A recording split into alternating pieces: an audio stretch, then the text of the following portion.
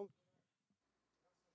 Ti, ó Deus e Pai, louvamos o Senhor, tens cuidado de nós, por conta da tua bondade, da tua fidelidade em si.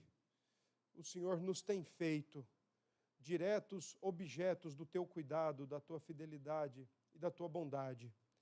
Graças damos pelos benefícios que o Senhor tem dado à nossa alma, da maneira como tens abençoado a nossa vida e como tens suprido os nossos celeiros.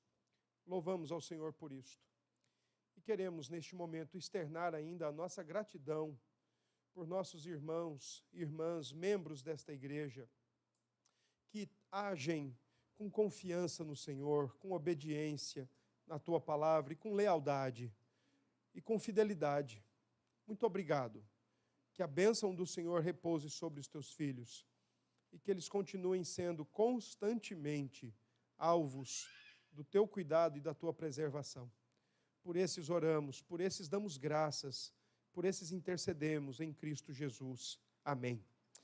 Irmãos queridos, vamos abrir a Bíblia em Colossenses. A graça e a paz a todos. Também é nosso desejo de um bom dia do Senhor, esse que é o domingo. Nós vamos abrir a Bíblia em Colossenses, capítulo 1. Nós vamos fazer a leitura do verso 24 ao verso 29. Esse é o texto que agora nós vamos ter. Né?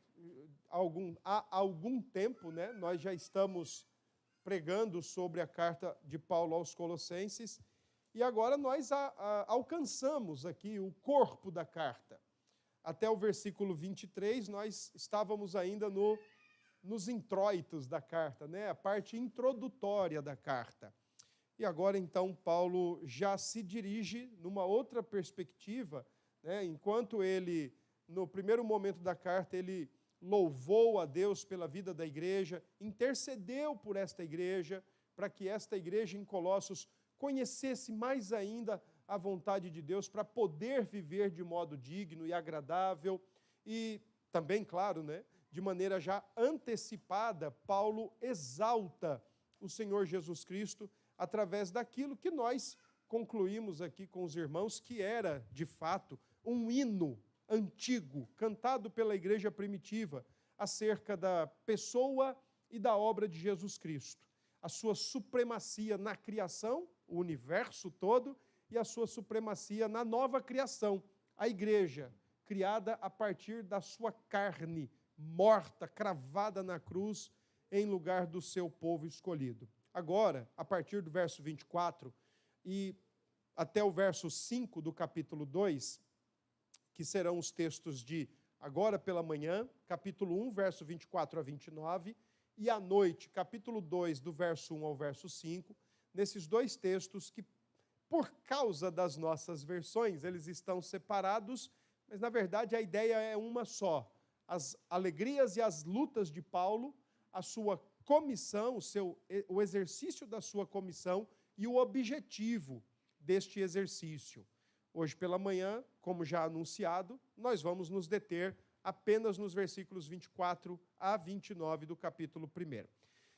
Com esses dois textos, Paulo deixa claro qual é o seu objetivo, qual é o seu evangelho e o que ele faz a fim de que o seu objetivo e o seu seja alcançado e o seu evangelho seja pregado.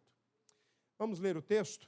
Penso que já consegui lembrá-los, né? Quem esteve aqui no domingo passado já foi lembrado, e quem está conosco hoje pela primeira vez, eu faço sempre isso para tentar familiarizar com o que vai ser dito a partir de agora. Capítulo 1, verso 24 a 29. Paulo diz assim: agora me regozijo nos meus sofrimentos por vós, e preencho o que resta das aflições de Cristo, na minha carne, a favor do seu corpo, que é a igreja, da qual me tornei ministro, de acordo com a dispensação da parte de Deus, que me foi confiada a vosso favor, para dar pleno cumprimento à palavra de Deus.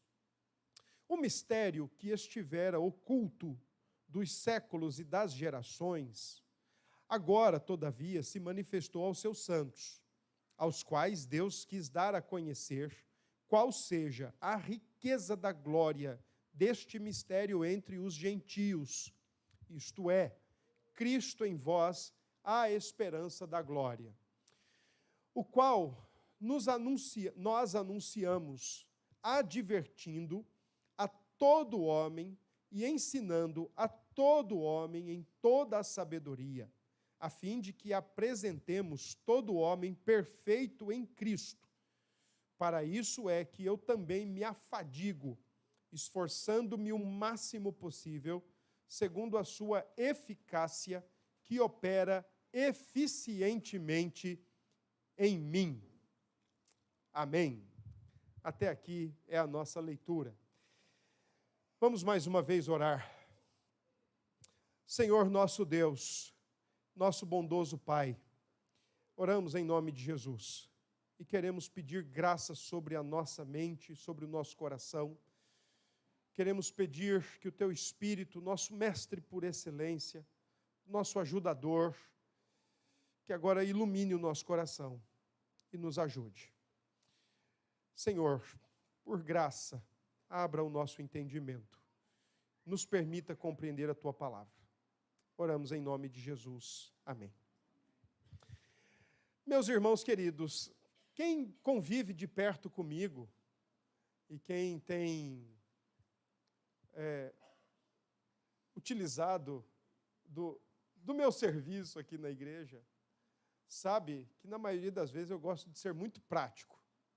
Embora, devido à complexidade do ser humano, praticidade às vezes não é o melhor caminho, mas que serve para dar um bom estalo, serve. E para quem já conversou comigo em algumas ocasiões, inevitavelmente vai se lembrar de uma pergunta muito simples que eu faço para vocês quando conversam comigo. O que é que você quer da vida? Alguém lembra disso? O que é que você quer da sua vida? Pense numa pergunta poderosa, quando levada a sério. Ela resgata em nós identidade, quem sou eu? Ela resgata em nós senso de propósito, porque eu estou aqui, para o que eu vivo. Ela resgata em nós simplesmente ela nos ajuda a redirecionar o nosso olhar. Uma simples pergunta, ela é muito poderosa. O que é que você quer da vida? Essa pergunta, ela é meio que uma paráfrase, mais minha, daquela perguntinha que o coelho fez para Alice, quando ela chegou no País das Maravilhas. Quando ela chega no País das Maravilhas, e ela encontra o coelho, então ela pergunta para o coelho, onde é que essa estrada vai dar? E ela recebe então uma contrapergunta, onde é que você quer chegar? Porque para onde se quer chegar, tem-se a estrada certa. Mas para onde, ou quando não se sabe para onde se quer ir, qualquer estrada serve.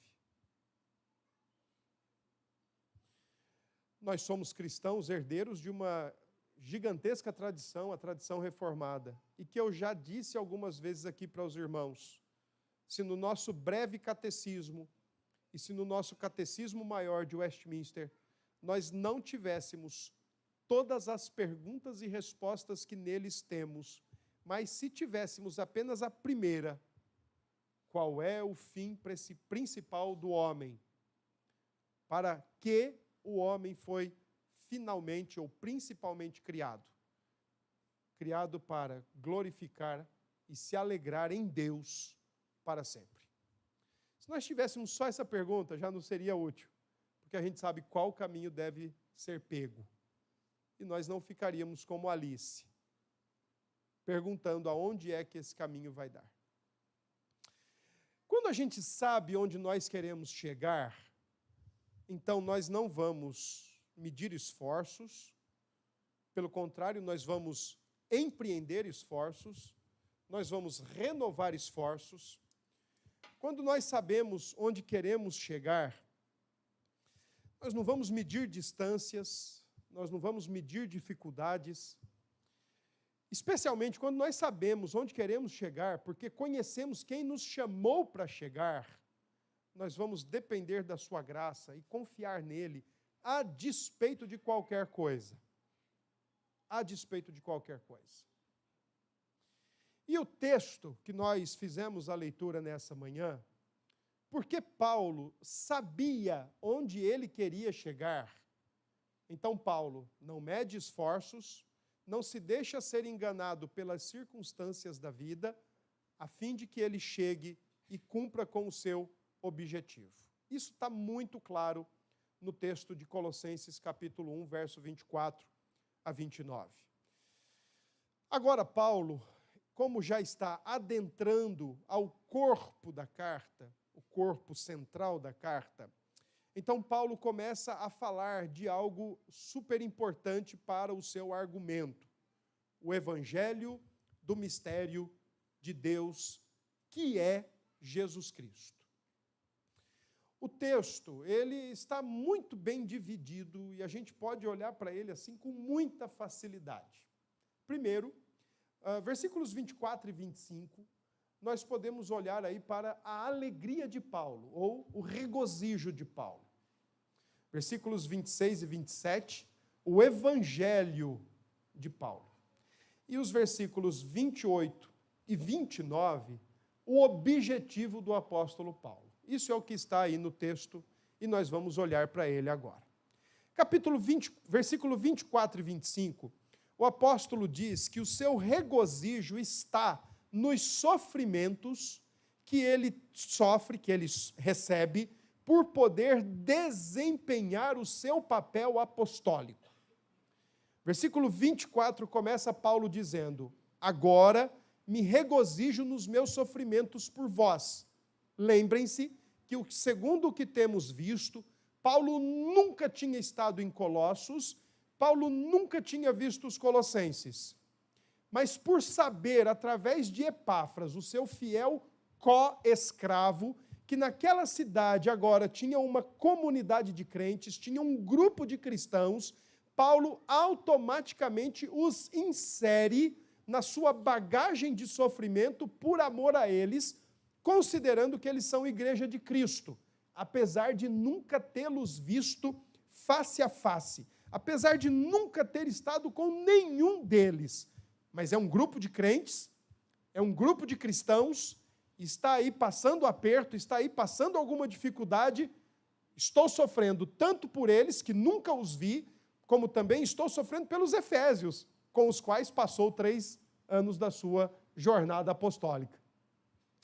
A alegria de Paulo por seus sofrimentos é a prisão. Paulo está preso em Roma quando ele escreve essa carta. Paulo está algemado dentro de uma casa de aluguel que ele paga o próprio aluguel, para ele estar preso. Porque, segundo os judeus, a perseguição judaica ocasionou Paulo estar preso em Roma. Afinal de contas, Paulo pregava o caminho e agora também evangelizava e edificava os cristãos, a quem alguns anos atrás ele perseguia ferozmente, com ameaças de morte, e agora Paulo, de perseguidor, passa a ser perseguido, e por causa da perseguição que aconteceu em Jerusalém, que a turba desvairada queria acabar com a vida de Paulo, então ele acha uma estratégia, apela para César e vai para Roma. Então ele está preso por causa de perseguição. Então as cadeias de Paulo, o aprisionamento de Paulo em Roma é a referência do versículo 24, quando ele diz: me regozijo nos meus sofrimentos por vós. Reparem bem que Paulo está dizendo: eu nunca vi os colossenses. Ele já disse isso nos versículos 5, 6 e 7 do primeiro capítulo, mas agora ele está dizendo: olha, eu estou aqui, é por vós. E mais adiante ele diz: a igreja, no final do versículo 24. O sofrimento de Paulo, a prisão de Paulo, a reclusão do apóstolo Paulo, inclui Colossenses, inclui Efésios, inclui Romanos, inclui Coríntios, inclui Valentina, que é a igreja de Cristo. Os apóstolos, na sua singularidade, sofreram o que eu e você jamais, talvez, precisaremos ou teremos a oportunidade de sofrer para que hoje a igreja estivesse aqui. Disse Tertuliano no terceiro século que o sangue dos mártires seria a sementeira da igreja. E se hoje a igreja é esse grande amontoado de pessoas ao redor do mundo, espalhado em todos os lugares e em todos os tempos, não acreditem que isso foi um mero movimento social ou um mero movimento de fracos que precisam da fé e da religião para se poderem manter na realidade caótica do mundo. Se hoje nós somos igrejas, é porque muita gente lá no passado, especialmente o Senhor da igreja, o cabeça do corpo, Cristo, e os apóstolos de Cristo, numa maneira muito singular, muito cabível e aplicável tão somente a eles, derramaram o seu sangue para a igreja estar aqui como está hoje. Então, quando Paulo, no versículo 24, diz, olha, me regozijo nos meus sofrimentos por vós, Paulo está falando exatamente da sua prisão, do seu aprisionamento, mas a sua perspectiva é a melhor possível. Primeiro, ele faz isso porque ele preenche nas suas aflições aquilo que resta ser aflitivo ao próprio Cristo. E aqui, irmãos queridos, a tese de Paulo é, eu vou sofrer continuando o que Cristo sofreu, e a igreja talvez nunca sofra como Cristo sofreu e nem os apóstolos sofreram. É importante fazer uma simples distinção. Cristo sofreu para nos reconciliar. Paulo e os apóstolos sofreram para proclamar a reconciliação. Em momento nenhum, o apóstolo Paulo está tendo um complexo de Jesus Cristo e está dizendo assim, olha, eu sou igual a Cristo porque eu estou preso, daqui a pouco eu vou ser martirizado e vou ser morto. Em nenhum momento Paulo está trocando a identidade ou os lugares. Mas o que Paulo está dizendo é que assim como Cristo sofreu para reconciliar, eu, ministro da reconciliação, tema sobejo nas cartas de Paulo, está dizendo, sofro ainda o que Cristo precisava sofrer, mas já está morto, está ressurreto, agora nós continuamos os sofrimentos de Cristo. A igreja, no nosso tempo, ela não sofre redentivamente.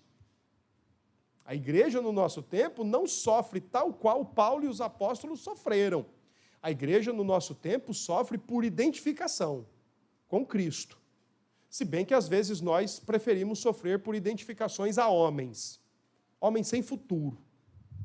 Aí nós preferimos nos identificar com A, B, lado A, lado B, lado C, lado D, e aí nós nos identificamos. Nós passamos a nos identificar assim, quando a nossa identificação deveria ser única, exclusiva e satisfatoriamente Jesus Cristo. E aí não adianta depois reclamar, olha, eu estou sofrendo porque eu me identifiquei com A ou B, eu estou sofrendo porque eu me identifiquei com A ou B. A identificação é Cristo. E o sofrimento, quando vem à igreja, vem por sua identificação com Cristo. A igreja não sofre porque ela é um exemplo de ética e moral na face da terra. A igreja não sofre porque ela tem um estatuto muito bonito, ou ela tem padrões doutrinários adotados do século XVII. Ela sofre porque ela se identifica com Cristo. Ela sofre porque o seu Senhor sofreu. Ela é enxotada porque o seu Senhor foi. Ela é esculhambada porque o seu Senhor foi. Então, o nosso sofrimento é por identificação. O sofrimento de Paulo era por continuação, a partir da proclamação da mensagem da reconciliação, porque o reconciliador entre Deus e os homens é Jesus Cristo. Então, são graus de diferentes sofrimentos, mas todos eles única e exclusivamente por causa de Jesus Cristo. Então, quando Paulo diz no versículo 24, eu me alegro nos meus sofrimentos e ainda sofro as aflições de Cristo na minha carne, essa é a perspectiva. Por que que Paulo tem essa alegria ou esse regozijo nos seus sofrimentos? Único e exclusivamente por causa da igreja. E aqui a palavra não é placa e nem é denominação e muito menos prédio. A palavra igreja, sempre que aparece no Novo Testamento, ela aparece no conceito de grupo de pessoas, congregação, assembleiamento de pessoas reunidas em torno da palavra e sob o cabeça que é Cristo. O sofrimento de Paulo é pela igreja, o sofrimento de Paulo é pelo povo de Deus, e ele continua o seu sofrimento por conta daquilo que Cristo iniciou ao reconciliar homens com ele. Interessante que o primeiro século, irmãos, especialmente, né, esse contexto de sofrimento e de continuação de sofrimentos, os apóstolos, eles foram, assim, os primeiros mártires da igreja cristã, eles foram os primeiros mártires da fé cristã. Se a tradição estiver correta, e aí a gente tem que dar um bom destaque, porque a tradição é aquilo que se conta. Então, por exemplo, se Eusébio de Cesareia, historiador do IV século, estiver correto quando ele faz menção da forma como os apóstolos morreram, olha, realmente, irmãos, as terríveis mortes aplicadas aos apóstolos foram inigualáveis, singulares, sem comparação. Quando Paulo escreve a carta aos Colossenses, Roma está começando a colocar as suas asinhas de fora para perseguir a fé cristã. Quando Paulo escreve a sua segunda carta a Timóteo e última carta da sua escrita, Paulo está extremamente preocupado. Não com Timóteo apenas, mas com o Evangelho. Paulo sabe que vai sair do calabouço para morrer. Timóteo vai ficar. Timóteo é um menino novo. Timóteo é um menino tímido e para ajudar tem suas enfermidades, o que podem ser complicações. E a perseguição está mais ferrenha. Nero já tinha ateado fogo em Roma e já tinha acusado os cristãos. Agora a perseguição não é mais só judaica. Agora a perseguição é judaica, a perseguição é romana, e para somar tudo isso, as religiões de mistérios, tais como a heresia colossense, também estavam pululando, né? Aparecendo e se multiplicando naquele momento. E que o evangelho poderia facilmente se perder. Um pastor do século XIX, pregando sobre isso, disse, inclusive, que foi o período mais complexo da fé cristã. Foi o período mais decisivo, o primeiro século da era cristã. Nesse século que Paulo se encontra. E Paulo diz, eu me alegro. Eu me alegro das minhas lutas, eu me alegro dos meus sofrimentos, eu me alegro da minha prisão, porque eu estou continuando aquilo que Cristo iniciou e estou fazendo isso pela igreja. E então a razão do seu sofrimento pela igreja é, versículo 25, eu sou ministro. E interessante que a palavra grega aqui é diáconos. Sou servo, eu sou mordomo, eu sou administrador. Palavra que significa que Paulo foi designado por Deus para pregar o evangelho. Ele é um servo, ou melhor ainda, ele é um escravo que tem a responsabilidade de administrar os assuntos e negócios totais de um proprietário. É assim que Paulo se vê. Então é por esta incumbência que Paulo está dizendo, eu estou alegre, porque eu estou completando os sofrimentos de Cristo, de maneira ímpar e singular. Não existe apóstolos hoje. Não existe. Existe quem auto se denomina, mas apóstolo do quilate apostólico do primeiro século não existe. Os apóstolos do primeiro século foram um grupo específico e especial, pecadores como todos nós. Lembre de Pedro, lembre de Paulo, lembre dos demais. Lembre de João e Tiago, enquanto Cristo anunciava que iria morrer na cruz, eles estavam preocupados com os melhores lugares, os lugares de honra. Então lembrem-se disso. Um grupo específico e especial, não sem pecado. Mas os apóstolos do nosso tempo, mas não chegam nem na sola do sapato dos apóstolos do primeiro século. Estes foram convocados pessoalmente por Cristo. Os de hoje são nomeados pessoalmente por si mesmos. Esses testemunharam a vida, a obra, os milagres de Jesus. Esses supostamente fazem alguma coisa. Aqueles testemunharam o Senhor Jesus ressurreto. Não preciso dizer mais nada. Portanto, quando Paulo diz, me alegro, Me alegro porque estou cumprindo com o meu papel. Estou cumprindo com aquilo para o qual eu fui designado, para o qual eu fui estabelecido, diácono, de acordo com a dispensação, e aqui a palavra é administração, o grande administrador me separou e me colocou nesse ponto específico para fazer exatamente o quê? Levar o pleno conhecimento da igreja. Então, a alegria de Paulo é que, viajando pelo império ou preso, ele está cumprindo com o seu propósito, cumprindo com o papel, ser dispenseiro fiel, mordomo fiel, diácono fiel, administrador fiel do próprio Deus. Segundo, ele segue sofrendo tal qual Cristo iniciou, de maneira ímpar, de maneira singular. E ele faz tudo isso pela igreja. O mais importante para Paulo é a igreja de Cristo. É a igreja do seu Senhor. Porque é dele. Ele só é mero dispenseiro. Ele só é mero administrador. Versículo 26 e 27, Paulo fala então do seu evangelho. E o seu evangelho é o evangelho do mistério de Deus revelado. Irmãos, eu penso que não precisaria dizer o que eu vou dizer. Mas como nunca é bom a gente deixar de dizer alguma coisa, aproveito o ensejo. Irmãos, mistério aqui de Paulo não tem nada a ver com a conotação misteriosa dos nossos dias.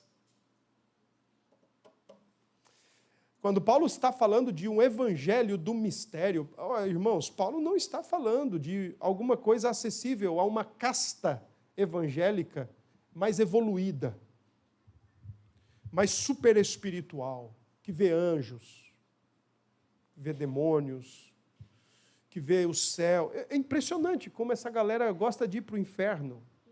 Não, Cristo me levou em arrebatamento. Pronto, para o inferno. Homem, pelo amor de Deus, eu já sei como o inferno é. E nesse ponto eu sigo os puritanos. Só de saber o que a Bíblia diz, eu não quero ir para lá. Os puritanos, quando perguntados uma vez, onde é o inferno? Eles falaram, não importa. A feiura dele me faz querer não ir para lá. Pronto. A palavra mistério, literalmente no grego aqui, é a palavra mysterion. Só que tem um detalhe. Essa palavra ela pode trazer duas ideias nela. A primeira ideia é algo que está começando a se cumprir. A segunda, cumprimento inesperado de uma perspectiva do Antigo Testamento. Não se tem o quando e, de repente, se cumpre. No caso do texto, não é algo que está totalmente obscuro ou desconhecido. O que Paulo, então, está falando sobre mistério, o seu evangelho, é o evangelho do mistério que Deus quis dar, versículo 27, que Deus quis dar a conhecer a riqueza da glória deste mistério. E no final do versículo 27, Paulo diz, Cristo em vós, a esperança da glória. O mistério aqui de Paulo não é alguma coisa obscura, não é algo do qual não se tem luz qualquer, ou o qual é totalmente desconhecido, ou, como disse, algo acessível a uns poucos privilegiados. Uma casta superior, evoluída espiritualmente, que consegue entender os mistérios profundos do Deus abscônditos, como dizia Lutero, né? O Deus que está escondido. Essa galera vai lá e mergulha lá. Essa super casta. Não é isso. Paulo está usando a palavra mistério exatamente para dizer, olha, agora ficou mais escancarado, agora ficou mais explicitado o que já no Antigo Testamento já dava lampejos de informação e de clareza. O que Paulo então está usando aqui, querendo dizer com a palavra mistério, é Cristo nos gentios. O que lá no Antigo Testamento, texto aqui, texto ali, como por exemplo, Raabe, Ruth, e outras ocasiões do Antigo Testamento em que gentios poderiam ingressar à vida no judaísmo do Antigo Testamento, na vida judaica, melhor dizendo, no Antigo Testamento, mas que pessoas que não eram crentes, não eram judeus e acabaram assumindo postura não só cultural, social, mas postura de fé na promessa. Então Paulo está dizendo, olha, agora eu vou falar aberta, escancaradamente, o que já vinha sendo falado de maneira muito tímida, de maneira muito lampejos, poucas faíscas de clareza, agora está claro. Cristo não é só para os judeus, Cristo é para os gentios. Então, por isso, Paulo diz no versículo 27, Cristo em vós, a ideia aí é Cristo no gentio. E por isso, esperança da glória, certeza da glória, fato da glória eterna, fato de poder estar com Cristo. O mistério, portanto, para o apóstolo Paulo, na carta aos Colossenses, é o Senhor Jesus Cristo, especialmente nos gentios, que juntamente com os judeus, crentes em Cristo, formam o corpo de Cristo, se identificam com Cristo, estão em Cristo e Cristo está neles. Esse é o ponto. Interessante, uma pequena observação. Na carta aos Efésios, Paulo também usa o termo mistério. Paulo também usa o termo mistério. Entretanto, lá na carta aos Efésios, Paulo usa o termo mistério para a igreja. Judeus e gentios, dois povos irreconciliáveis por si só, que jamais se uniriam, que jamais dariam um passo sequer para se unirem. Agora, o mistério em Efésios é esses dois povos, judeus e gentios, unidos pelo Senhor Jesus na cruz, por sua morte expiatória na cruz do Calvário. Mas agora, em Colossenses, Paulo diz, o mistério é Cristo em vós. Há alguma contradição? Nenhuma. O Cristo reconciliador de Efésios é o Cristo hóspede, ou o Cristo que habita no judeu crente e no gentio crente. Por que Paulo faz questão de dizer isso? Exatamente por conta da heresia. Paulo afirmou no capítulo 1, dos versos 15, especialmente o verso 19, que em Cristo reside toda a plenitude de Deus. E agora Paulo afirma, Cristo em vós, o Deus encarnado, que por meio do seu Espírito habita a sua igreja, habita judeus, habita gentios, habita nós, habita cada um de nós, habita a igreja dele por meio do seu Espírito. O Espírito Santo na vida da igreja, que chama o nosso coração, que regenera o nosso coração, que nos habilita a caminhar nesse mundo, que nos despolui continuamente do nosso pecado, é o grande mediador da presença do Pai e do Filho na nossa vida. Para o apóstolo Paulo, por exemplo, em Romanos, quem tem o Espírito tem o Pai, quem tem o Espírito tem Cristo. Quem tem Cristo tem o Espírito. A nossa relação cristã é sempre uma relação trinitária. É sempre com o Pai, com o Filho e com o Espírito. Essa é a ideia. Por isso que Paulo diz, esse mistério, que não é nada novo, pelo contrário, no Antigo Testamento já tinha alguns indícios, já tinha alguns lampejos, já tinha algumas mostras, agora ele fica muito mais claro, fica muito mais explicitado em que o Senhor Jesus habita judeus crentes, habita gentios crentes, e esse é o evangelho de Paulo. Aliás, foi exatamente para isso que ele tinha sido separado. Capítulo 9, quando o Senhor Jesus tira o seu piso e o seu telhado da religiosidade, e o apóstolo Paulo cai a caminho de Damasco, ele diz, olha, o que está acontecendo? Saulo, Saulo, por que me persegues? E a partir dali o Senhor fala com Ananias, Ananias, vai lá e ora pelo Saulo. Quem? Aquele que mata cristãos? Sim, aquele mesmo. Espera aí, Senhor, deixa de brincadeira. Que negócio é esse? Que brincadeira de mau gosto é essa? Me mandar logo lá para orar por esse cabra? Ananias se reluta. E então o Senhor diz para Ananias, olha, você vai lá, porque ele para mim é um vaso escolhido, e eu vou mostrar para ele o quanto ele deve sofrer pelos gentios.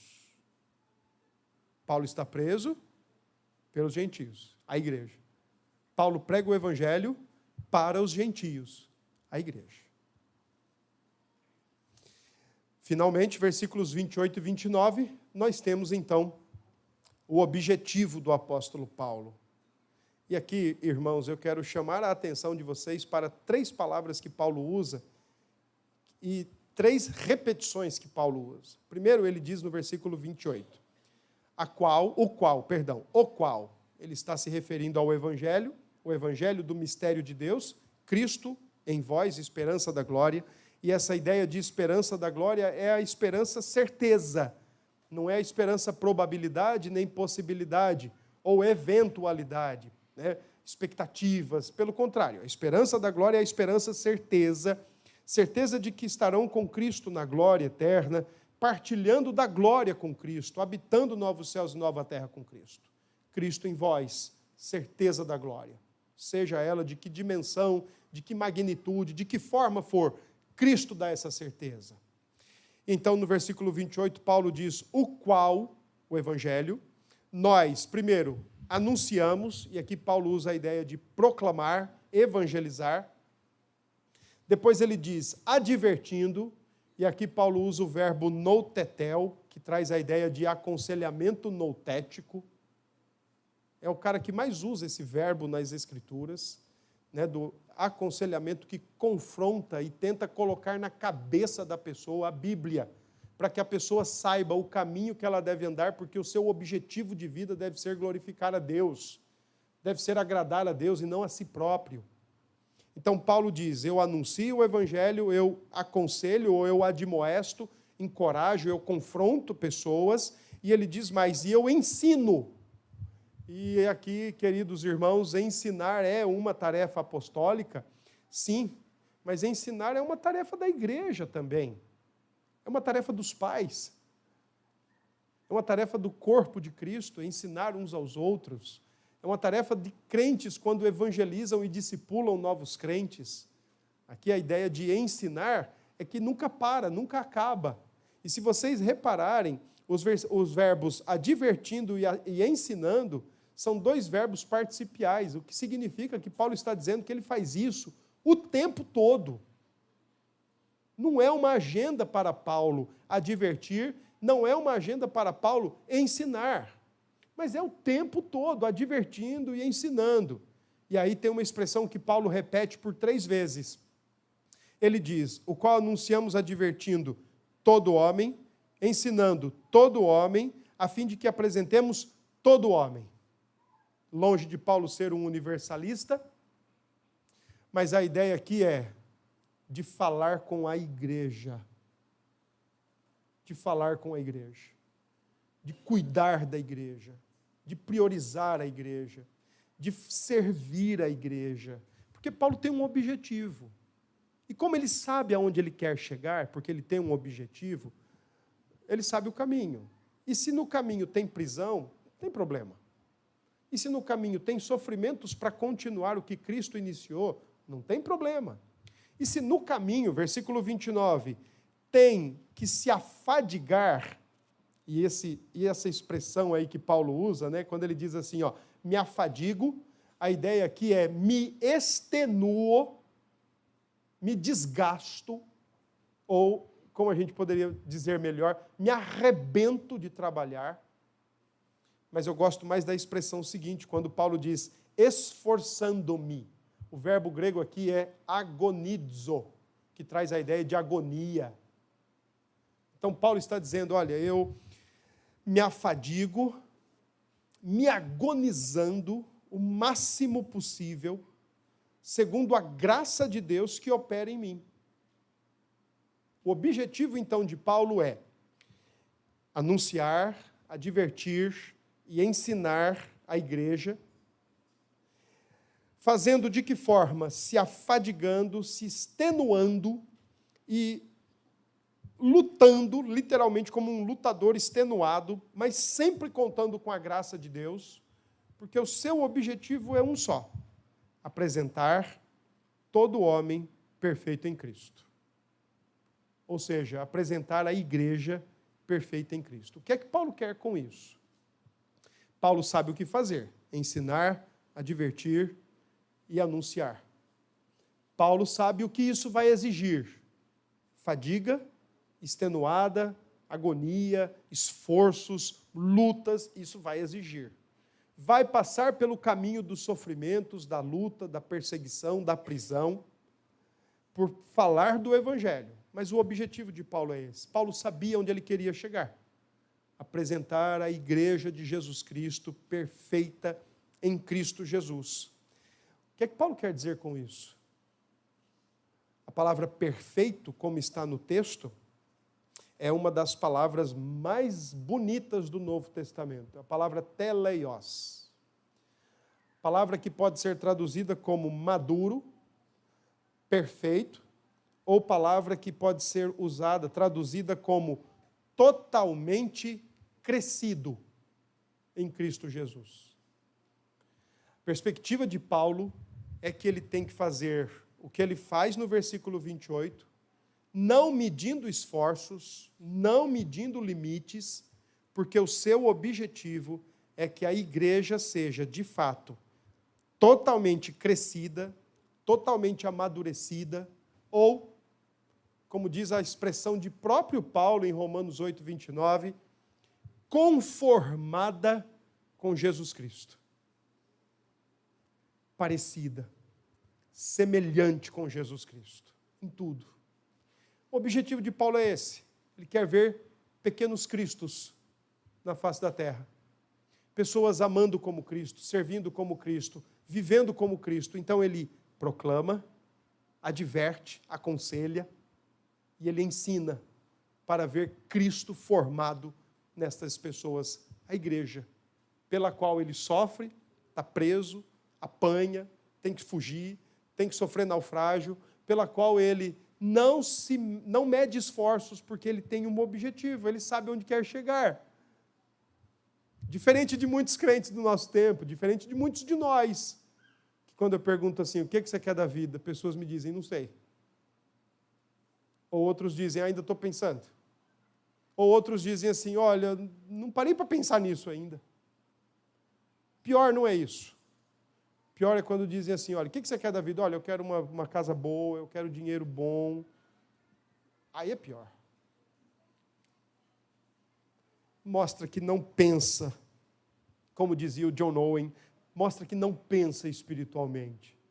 E o John Owen, num dos seus livros mais bonitos que existem, Pensando Espiritualmente, o termo é outro no inglês, mas a ideia é a mente espiritual, ou a mente espiritualizada. Então ele diz, não adianta você vir para a igreja ouvir sermão, e se você sai daqui e não põe o sermão na prática, você não está pensando espiritualmente. Não adianta sair daqui e resolver os problemas da vida, as dificuldades da vida, as situações do dia a dia de outra forma que não seja pela Escritura. Você não está pensando biblicamente. E não adianta estabelecer alvos, objetivos de vida que não vão agradar a Deus e não vão glorificar a Deus em primeiro lugar. Você não está pensando espiritualmente. E Owen responde, quem é que pode pensar espiritualmente? Aqueles que foram regenerados. Que aspiram, que suas almas aspiram por Cristo. Esses podem pensar espiritualmente. A maior alegria minha, como pastor, e digo isso, com muita alegria mesmo e com muita simplicidade, eu não faço absolutamente nada. Mas a minha maior alegria é quando vejo crentes aprendendo a se conformar com Cristo Jesus. A maior alegria do conselho dessa igreja é a mesma. Quando vemos crentes imitando Cristo Jesus, parecendo-se com Cristo, desejando se parecer com Cristo. Porque esse é o nosso objetivo como pastor e conselho da igreja. Levá-los, conduzi-los a parecerem-se com Cristo. Deveria ser também o alvo de vocês, um pastor e um conselho mais parecido com Cristo. Deveria ser o alvo de nós pais, filhos mais parecidos com Cristo, ainda que exija muito extenuado esforço da nossa parte, mas levá-los, nossos filhos, a se parecerem com Cristo. Interessante que a gente se preocupa onde eles vão estudar, se vai dar notebook ou tablet na escola, se nós vamos pagar van, ou se nós vamos levar o menino de ônibus ou de carro. Nós nos preocupamos se ele vai ser médico, se ele vai ser advogado. Nós nos preocupamos com tudo. Nós fazemos um esforço desgraçado se ele quer um celular novo, mas nós não investimos tempos e recursos para que os nossos filhos sejam parecidos com Cristo. Mudamos os valores, gente, mudamos, invertemos os valores.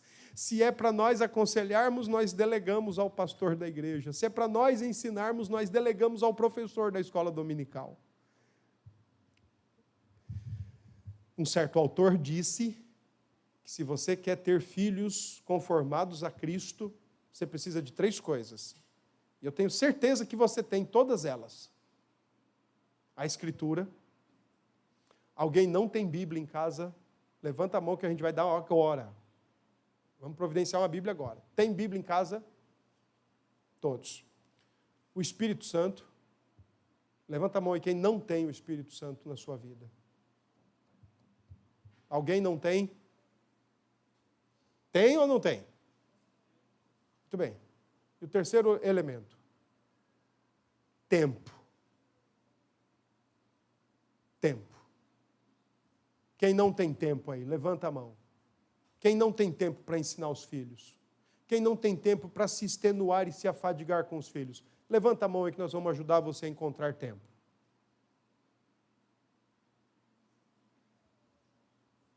Alguém não tem tempo? Tempo a gente não tem é prioridades. E a gente não sabe onde quer chegar. Esse é o nosso problema.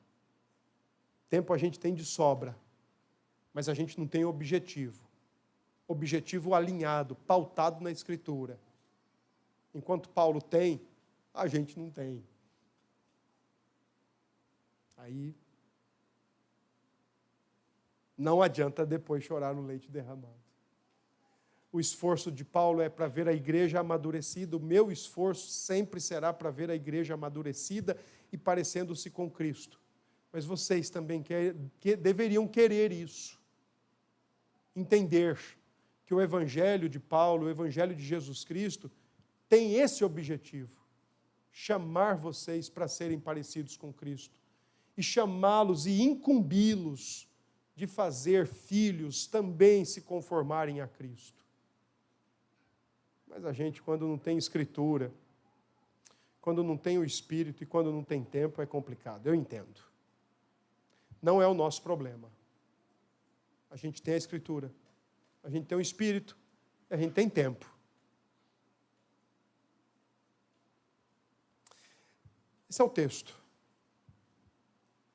Deixe-me colocar algumas aplicações de maneira objetiva. Primeiro, meus queridos irmãos, não é porque você e eu não conhecemos todos os cristãos da face da terra, todos os cristãos professos em Cristo Jesus da face da terra, que nós não podemos orar por eles, que nós não devemos interceder, que nós não devemos nos alegrar por eles quando eles alcançam vidas para o reino, e que nós também não deveríamos lamentar ou sentir a dor deles quando são perseguidos ou mortos. Eles são um corpo conosco. Eles são um corpo conosco. Eles são o mesmo corpo de Cristo. Ainda que você conheça ou não, temos intercedido pela missionária Andressa, conhecida de muitos de nós. Conhecida, amiga. Mas e quantos missionários hoje, quantos evangelistas hoje, quantos grupos de irmãos hoje passam por dificuldades das quais nós nem temos talvez conhecimento? Até isso não nos impede de orar por eles. Deus sabe onde eles estão. Deus os conhece pelo nome, assim como conhece vocês, pelo nome. Então, comece a orar mais, interceder mais, sentir mais, se identificar mais com o corpo de Cristo, assim como procura se identificar com Cristo. Segunda questão, irmãos, não bata no peito, não se alegre, porque caras e bocas são colocadas para você a partir das suas escolhas triviais da vida. Mas se alegre, esse sim deveria ser o nosso verdadeiro objeto de alegria e de regozijo. Quando nós somos objetos de caras e bocas por causa da nossa identificação com Cristo. Não viva para agradar todo mundo, mas viva para agradar a Deus. Caras e bocas, quando nós somos identificados como cristãos e parecidos com Cristo, são muito bem-vindas. Existe uma oração que é atribuída a John Wesley, no século XVIII. E é uma oração de contrição, uma oração de confissão de pecados. E a oração diz assim: Senhor, me perdoe, porque hoje ninguém me xingou e ninguém me apedrejou por me identificar contigo. Me perdoe. Terceiro lugar, irmãos, Cristo em nós, esperança da glória. Não perca isso de alvo. Não perca isso do objetivo. Porque senão, no atual cenário em que nós encontramos, de tantas vozes, de tantos discursos, de tantas narrativas, de tantos caminhos, é bem possível que nós vamos nos perder neles. Não perca de foco o que Paulo ensina, que é, de fato, o Evangelho de Cristo. O mistério é Cristo em vós, esperança da glória. Não é A nem B, nem o alfabeto todo que soluciona, que resolve, que endireita, que recupera ou que restaura. É Cristo. Narrativas,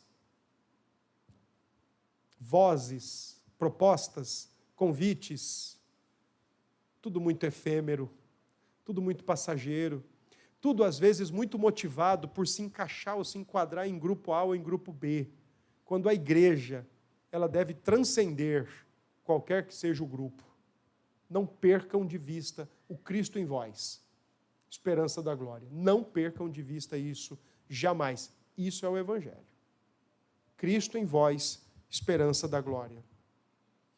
Quarto, irmãos, olha, se extenue, se afadigue, se canse, se destrua, mas para agradar a Deus. E se parecer mais com Cristo. E levar pessoas ao seu redor, ou ao seu cuidado, aos seus auspícios, a se parecerem com Cristo. Porque qualquer outro tipo de corrida, de luta ou de extenuação é correr atrás do vento. E não vai absolutamente render em nada. Mas, se for para agradar a Deus, se mate para agradar a Deus. Com seus pensamentos, com suas palavras, com suas emoções, fundamentalmente com seus desejos, para agradar a Deus.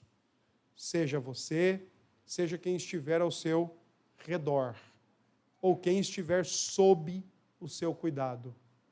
Invista tempo em si mesmo e em quem estiver com você, para levá-lo a conformar-se a Cristo. Nós temos um sério probleminha aqui. Às vezes nós queremos que filhos sejam como eu quero, ou como a minha esposa quer. Às vezes nós queremos, eu e o conselho, podemos cair no erro de querer crentes como nós idealizamos, e não como a Escritura idealiza e assevera inerrantemente. Cuidado com isso. Pode ser travestido de uma coisa boa, mas a motivação é ruim. É Cristo. O objetivo é Cristo.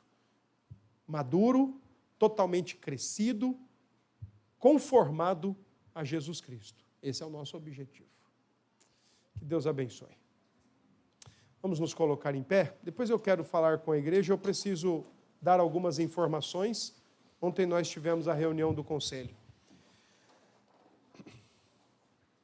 Senhor nosso Deus, a nossa oração é no nome de Cristo, e nós agradecemos o Senhor por este momento que agora tivemos pela manhã. Obrigado por nos permitir a reunião do povo de Deus para o culto solene, neste dia tão especial que é o dia do Senhor. Obrigado por tua palavra, que o Senhor continue nos abençoando para que compreendamos e aprendamos cada vez mais a ser como Cristo Jesus. Ajuda-nos, nós precisamos de Ti. Obrigado por nossos convidados, que a bênção do Senhor esteja sobre todos eles, que a Tua palavra encontre e alcance os seus corações.